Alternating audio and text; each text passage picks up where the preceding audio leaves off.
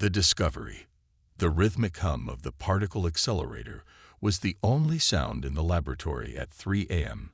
Dr. Elena Vasquez hunched over her workstation, her dark eyes fixed on scrolling data that reflected off her round glasses. The university's basement lab wasn't much. Outdated equipment, flickering lights, and the persistent smell of burnt coffee. But at this hour, it was hers alone. Elena brushed a strand of curly black hair from her face and smiled slightly as the simulation completed. Her theory about quantum vacuum energy extraction was yielding promising results, even if only in the virtual space. For the past 3 years, she had been developing what her colleagues dismissively called impossible physics, a method to tap into the zero-point energy field that permeated all of space. In theory, it could provide unlimited clean energy for humanity. In practice, it had cost her academic reputation, research funding, and eventually her position as a tenured professor. Now she worked as a part-time lab assistant, running other scientists' experiments by day, and secretly pursuing her own research by night. Just a little more time, she whispered to herself, saving the latest simulation data. The university would be cutting power to the lab soon for budget reasons. Elena knew her window of opportunity was closing fast. Next week, this equipment would be packed up and sold off to private industry. As she began shutting down the systems, a strange vibration rippled through the floor. At first, she thought it might be an earthquake, not uncommon in this region. But the tremor had an oddly regular pattern. The lights flickered more intensely, and her computer screen filled with strange characters before going completely black. No. Elena frantically tried to restart the system to recover her data. Then the air in the center of the lab began to shimmer and distort. Elena instinctively backed away, knocking over a stool in her haste. The distortion expanded, forming a perfect sphere about 2 meters in diameter. Inside the sphere, strange lights pulsed in patterns too regular to be natural. Elena should have run. Every horror movie she'd ever watched screamed at her to flee. Instead, scientific curiosity rooted her to the spot as she reached for her phone to record the phenomenon. Before she could start recording, 3 figures materialized within the sphere. As the light faded, Elena found herself facing beings that were undeniably not human. The tallest stood nearly 7 feet, with iridescent blue skin stretched over a slender frame. Its head was elongated, with 4 black eyes positioned around its circumference, giving it a 360-degree field of vision. Beside it was a shorter, more robust creature with gray, ridged skin and 6-fingered hands that continuously moved in complex patterns. The third being appeared almost mechanical, with sections of its body revealing circuitry beneath a transparent membrane. Elena's scientific mind immediately began cataloging details even as adrenaline surged through her system. "Who? What are you?" she managed to ask, her voice barely above a whisper. "Dr. Elena Vasquez." The tall blue being spoke, its voice oddly melodic despite coming from a mouth that barely moved. "I am High Scientist Talon of the Zarkonian Alliance. We have traveled 327 light-years to meet you." Elena looked around the lab, half expecting hidden cameras. This had to be an elaborate prank. Perhaps revenge from colleagues she'd angered with her controversial theories. "Right. And I'm Albert Einstein. We are aware of Einstein's contributions to your understanding of relativity," the mechanical being stated in a voice that sounded like several people speaking in perfect unison. "Your work, however, surpasses his in potential impact." The gray-skinned alien moved forward, causing Elena to step back until she hit the wall. It raised its hands in what seemed like a calming gesture. "We mean no harm, Dr. Vasquez. I am Kren, diplomatic envoy. We have monitored your research with great interest." "My research?" Elena's confusion momentarily overcame her fear. "How could you possibly know about my work? I can barely get Earth scientists to read my papers." Talon produced a small device that projected a holographic display of mathematical equations, Elena's equations, floating in the air between them. "Your theories on quantum vacuum energy extraction are precisely what our civilization needs. The hologram expanded to show what appeared to be a star map, with thousands of points of light connected in a vast network. The Zirconian Alliance spans 47 star systems and includes 28 sentient species, Talon explained. For millennia, we have powered our civilization through artificial singularity manipulation. Black hole energy extraction, Elena translated, her scientific mind racing ahead despite the surreal situation. Correct. But the process has become unsustainable. Our manipulations have created instabilities in spacetime. Within one of your Earth decades, these instabilities will cascade, potentially destroying entire star systems. Kren gestured toward the equations. Our scientists have sought alternatives for centuries. None have succeeded until we detected your theoretical models through our quantum resonance monitoring network. Elena laughed, a short, sharp sound that reflected both disbelief and dawning comprehension. So alien scientists have been secretly reading Earth's academic journals. That's actually not the craziest part of this conversation. We don't understand why your species hasn't recognized the significance of your work, the mechanical being said. Our analysis indicates your approach to zero-point energy extraction could solve our crisis. Elena's expression hardened. Because my work is theoretical, I can't prove it without equipment that doesn't exist on Earth, and because academics is as much about politics as it is about science. The bitterness in her voice was palpable. Talon's 4 eyes blinked in sequence. We have the technology to test your theories. What we lack is the conceptual framework you've developed. There is something unique in human cognition, in your cognition specifically, that allows for intuitive leaps our species cannot make. Elena slowly moved back to her desk chair and sat down, needing physical support as the implications became clear. You're serious. You've actually traveled across the galaxy because of my research. We are facing extinction, Dr. Vasquez, Kren said softly. Not just our species, but all within the Alliance. Billions of lives across dozens of worlds. The mechanical being extended an arm, projecting another hologram. This one showing planets with advanced civilizations, cities that made Earth's look primitive, technologies beyond human imagination. Then the image shifted to show the same worlds darkening, systems failing, chaos spreading. This is our projected future without intervention, it explained. We need your help to implement your theories before it's too late. Elena stared at the images, her mind working through the implications. If these aliens were telling the truth, and the evidence floating before her eyes suggested they were, then her discredited theories could save entire civilizations. The validation was vindicating, but the responsibility terrifying. What exactly are you asking me to do? Come with us, Talon said simply. Work with our scientists. Help us develop the technology to implement your theories. Leave Earth. Elena's voice rose. I can't just disappear. I have family, friends, responsibilities. Kren made a gesture that seemed apologetic. Time is critical. The instabilities grow exponentially. We estimate less than 1 Earth year before permanent damage begins. The mechanical being moved closer, its circuitry pulsing with light patterns. We understand this is a significant request. In exchange for your assistance, we offer knowledge. Technologies that could advance your species by centuries.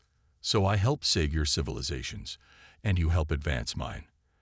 Elena clarified, her analytical mind already weighing the proposal. Correct, Talon confirmed. A fair exchange benefiting both our peoples. Elena stood up and paced the small lab. The scientific opportunity was unprecedented, working with advanced alien technology, proving her theories correct, potentially helping Earth leapfrog centuries of technological development. But she would have to leave everything behind, at least temporarily, and trust these beings she'd just met. As if sensing her thoughts, Kren spoke again.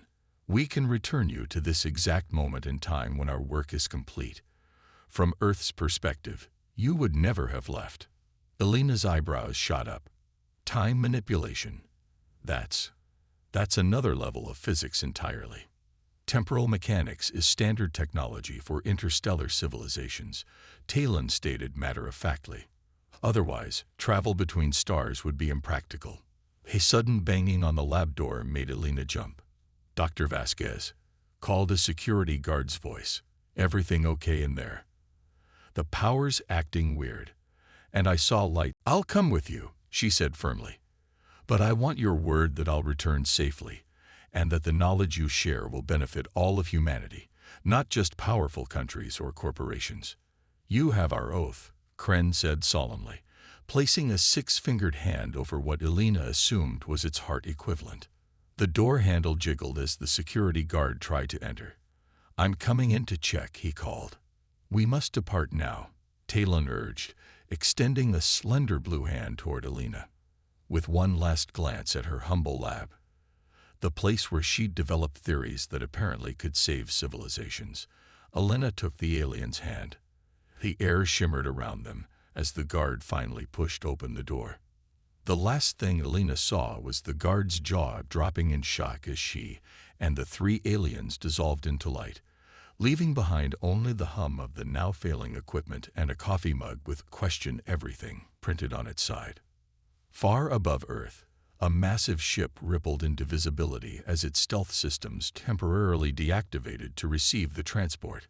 Inside the vessel, representatives from a dozen alien species turned to watch as Elena Vasquez, the human who might save their civilizations, materialized in their midst. The solution. Elena's first days aboard the Zarkonian vessel, Quantum Ascendant, passed in a blur of overwhelming sensations. The ship itself defied her understanding of physics. Its curved corridors seemed to bend space rather than simply connect points, and gravity shifted subtly as she moved through different sections. The air carried unfamiliar scents that her brain couldn't quite process, creating a constant state of sensory dissonance. But most overwhelming was the technology. Holographic interfaces that responded to thought patterns, materials that changed properties based on environmental needs, and the main research laboratory, a vast chamber that made Earth's most advanced scientific facilities, look like children's toys.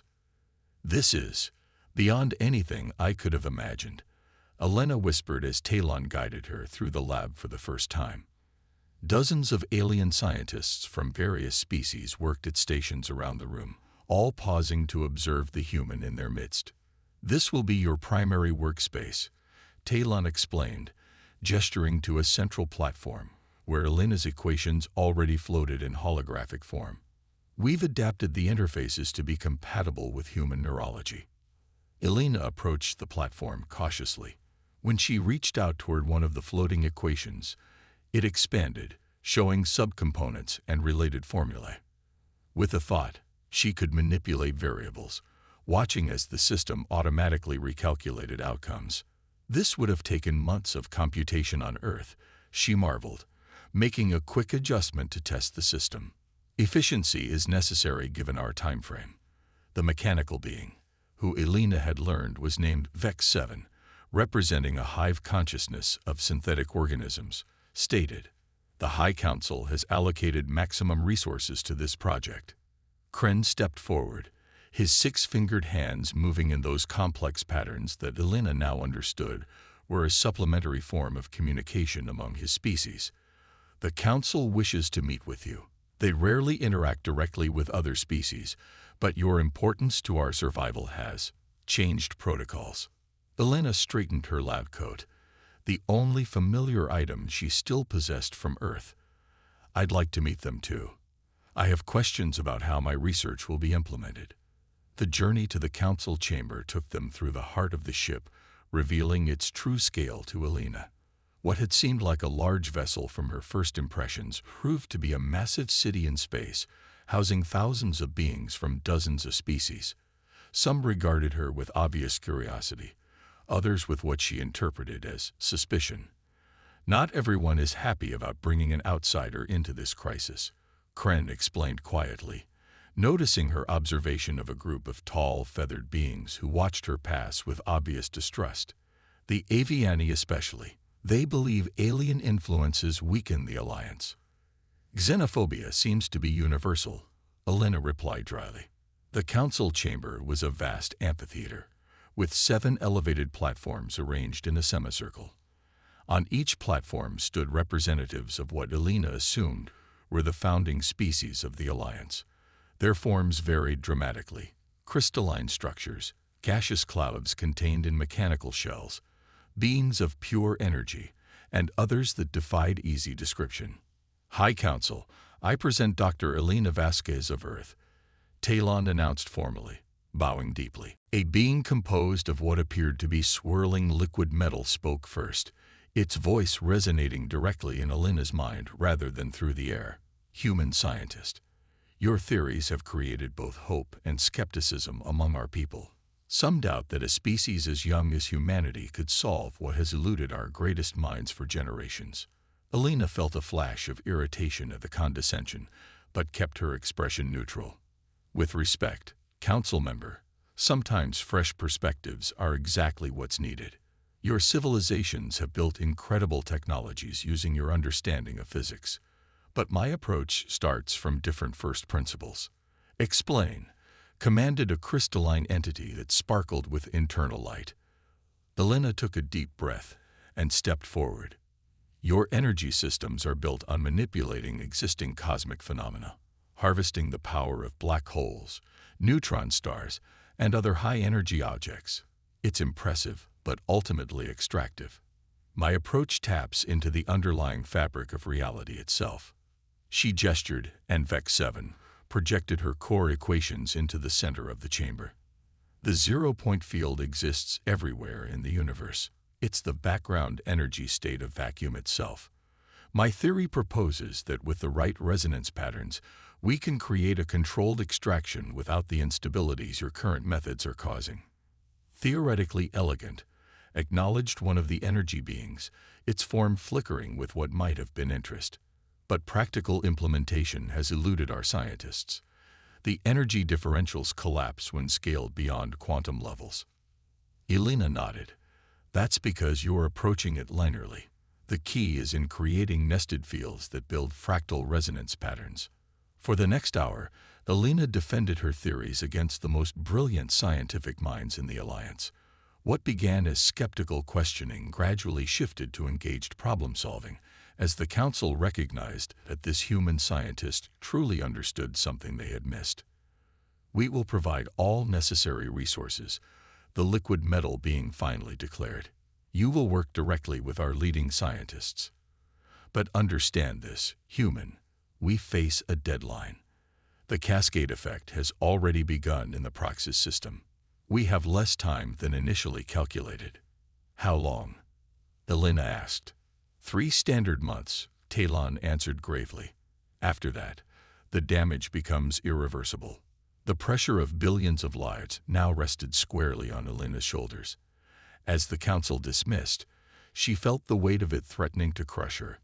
I need to see the actual energy extraction systems, she told Talon as they left the chamber. Theory is one thing, but I need to understand how your technology functions in practice. The following weeks were the most intense of Elena's life.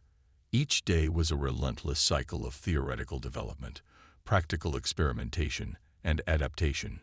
She worked with scientists from across the Alliance, each bringing unique perspectives and knowledge. But there were challenges beyond the scientific. Cultural misunderstandings arose frequently. Some species communicated through chemical signals Elena couldn't detect. Others perceived time differently, making coordination difficult. And always, there was an undercurrent of doubt from certain factions, whispers that trusting their civilization's fate to a primitive human was madness. The Aviani were particularly vocal in their opposition. Their representative, a tall being covered in iridescent feathers named Sorix, confronted Elena directly after a failed simulation test. Your theories continue to fail in practical application, Sorix hissed, towering over Elena. Perhaps on your primitive world, you were considered intelligent, but here you are merely wasting precious time. Elena, exhausted from 18 straight hours of work, didn't back down. The simulations are failing because your energy conversion matrices are configured for black hole extraction physics. They need complete recalibration for zero-point field interaction. Or perhaps human science is simply inadequate, Sorix countered. My scientists have reviewed your work. They find it fundamentally flawed. Elena might have once shrunk from such confrontation, but her time aboard the Quantum Ascendant had changed her.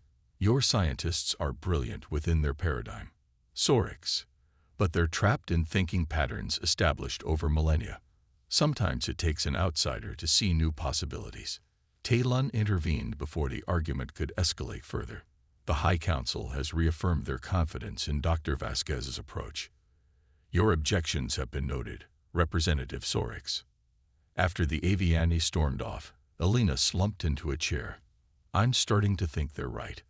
We've run hundreds of simulations, and the field still collapses at high energy states. You need rest, Kren suggested gently. Humans require sleep cycles that you've been ignoring. Elena shook her head stubbornly. Sleep can wait. There's something we're missing. She stared at the holographic representation of her latest failed simulation, watching the energy patterns collapse in on themselves. Suddenly, she sat up straight. Wait, play that again, but at 1/10 speed. As the simulation replayed, Elena's eyes widened. There. Do you see that pattern just before collapse? It's not random failure. It's resonance interference. The revelation sparked a new direction in their research. For the next week, Elena barely left the laboratory, focused on understanding the interference pattern she'd identified. It wasn't a flaw in her theory, but rather an unexpected interaction between zero-point energy and the fundamental structure of space-time itself. It's like we're playing a note that creates a harmonic response from the universe, she explained to the research team. We need to play in key with that response, not fight against it. This insight led to a complete redesign of the extraction system. Instead of trying to pull energy directly from the zero-point field, Elena's new approach created a resonance cascade that allowed energy to flow naturally into their collection systems. The mathematics were beautiful, elegant equations that described a perfect synchronicity between technology and the underlying fabric of reality. 2.5 months after her arrival, with just 2 weeks remaining before the cascade effect would become irreversible, Elena stood before the prototype of her redesigned energy system. The device was surprisingly small, a spherical chamber about 3 meters in diameter, filled with an intricate network of what Elena had come to understand were quantum field manipulators. All simulations show stable operation. Vex 7 reported, its circuitry pulsing with what Elena now recognized as excitement. Energy output projections exceed our requirements by 327%. The High Council had assembled to witness the first test, along with representatives from all major Alliance species. Even Sorix and the skeptical Aviani were present, though they stood apart from the others, their posture radiating doubt. We are prepared to begin, Talon announced. Dr. Vasquez, as the architect of this solution, would you activate the system? Elena approached the control interface, her heart pounding. Everything checked out in simulation, but this was reality, and reality had a way of surprising even the most careful scientists. If she was wrong, if she miscalculated somewhere, the energies involved could be catastrophic. She looked around at the gathered aliens, beings from worlds she'd never seen, civilizations older than human recorded history, all now depending on her. Then she thought of Earth, blissfully unaware that one of its disregarded scientists held the key to advancing human technology by centuries. Initiating start sequence, she announced, placing her hand on the interface. The chamber hummed to life, quantum field manipulators glowing with soft blue light.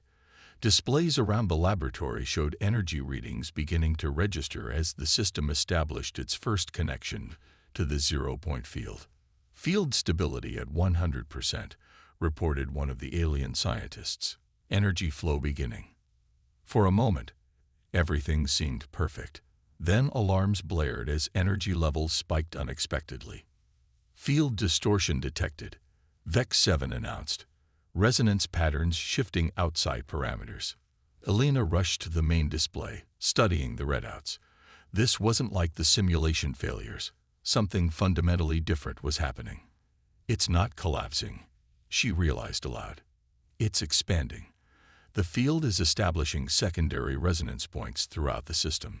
Is that supposed to happen? Kren asked nervously. No, Elena admitted. But it's not destabilizing either. It's evolving the pattern on its own. The energy readings continued to climb, far beyond their projected maximums, yet the system remained stable. The blue glow from the chamber intensified until it filled the laboratory with ethereal light. The zero-point field isn't just allowing energy extraction, Elena whispered in awe. It's responding to it, like it's been waiting for someone to ask correctly. After 10 minutes of operation, the system stabilized at an energy output 50 times greater than their most optimistic projections. The gathered scientists and council members stood in stunned silence. The liquid metal council member spoke first. In all our history, we have never witnessed energy production of this magnitude with such stability. The resonance pattern has spread throughout the ship. Vex 7 reported, its voice containing actual emotion for the first time Elena could recall. Power systems everywhere are at maximum capacity. We could power the entire fleet with this single unit. Sorix approached Elena slowly, the Aviani's feathers now flat against its body in what she'd learned was a gesture of respect. I was wrong to doubt you, human. Your species sees patterns we have been blind to for millennia. Elena nodded in acceptance of the apology, but her mind was already racing ahead. This is just the beginning. The response from the field suggests possibilities I hadn't even considered. With refinement, we could create systems that are even more efficient. In the following days, Elena worked with Alliance engineers to develop production versions of the energy system. The design was surprisingly simple once you understood the underlying principles. Elegant in its efficiency. Small units could power individual buildings, while larger ones could sustain entire planets. 1 month after the successful test, Elena stood on the observation deck of the Quantum Ascendant, watching as the first planetary installation came online in the Proxys system, the system that had been closest to irreversible damage. From orbit, she could see the blue glow of zero-point energy fields spreading across the planet's surface as old systems were replaced with new ones. You have saved billions of lives, Talon said, joining her at the viewport. The Council has declared you an honored citizen of all Alliance worlds. Elena smiled. It wasn't just me. Your scientists contributed just as much. I just helped you see the problem differently. Nevertheless, your contribution will never be forgotten, Kren added. The technology will bear your name throughout the Alliance, the Vasquez Field Generator. And now it is time to fulfill our promise to you, Vex 7 stated. The Council has prepared the knowledge exchange for Earth, technologies that will transform your world.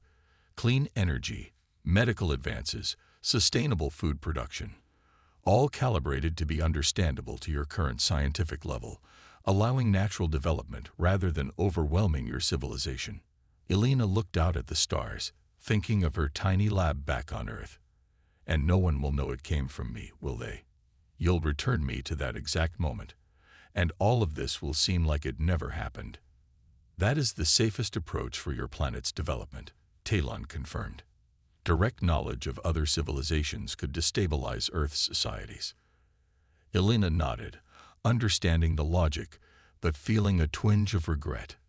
No vindication for her discredited theories, no recognition for solving one of the greatest scientific challenges in galactic history. But you will know, Kren said softly, placing a six-fingered hand on her shoulder.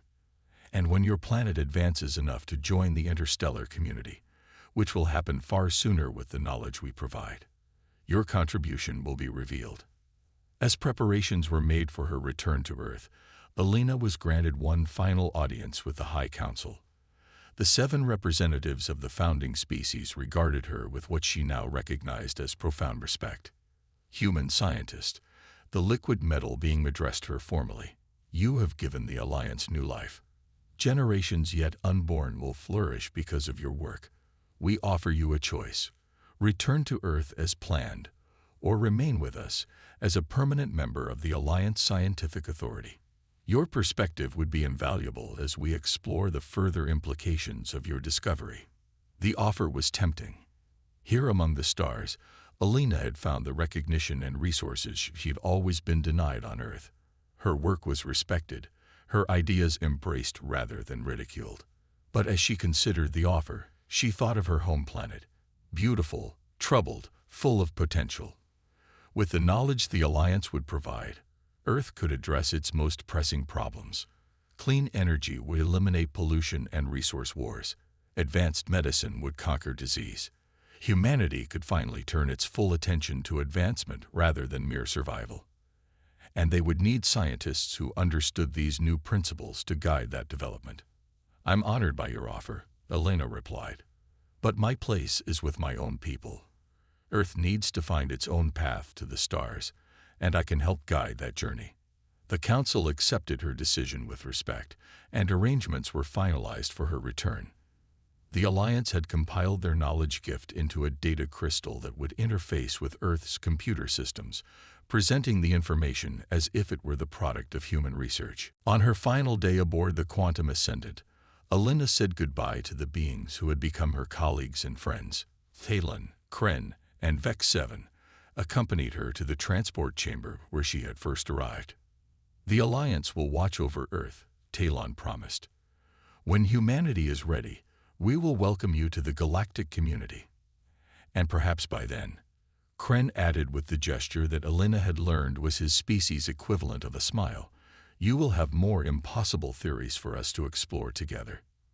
Elena embraced each of them, an act that had initially shocked her alien colleagues, but which they had come to accept as a meaningful human custom.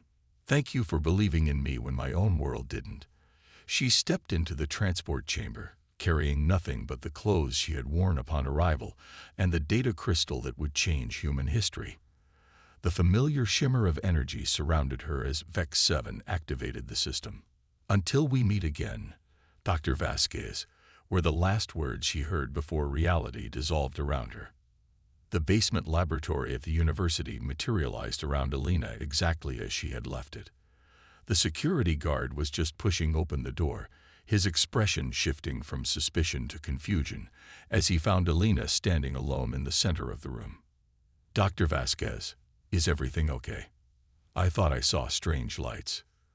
Alina smiled, feeling the weight of the data crystal in her lab coat pocket. "Everything's fine. Just a power fluctuation from my experiment." She gestured to her computer. "Actually, I've had a breakthrough I need to document. Would you mind if I stayed a bit longer?" The guard shrugged. "I guess it's okay. Just don't stay all night again." As the door closed behind him, Alina sat at her computer and removed the crystal from her pocket. Soon, humanity would take its first steps toward the stars, guided by theories that no one would believe had come from a discredited physicist working alone in a basement lab. But Alina knew the truth, and somewhere out among the stars, an alliance of civilizations thrived with the power she had helped them unlock, waiting for the day when humanity would join them as equals.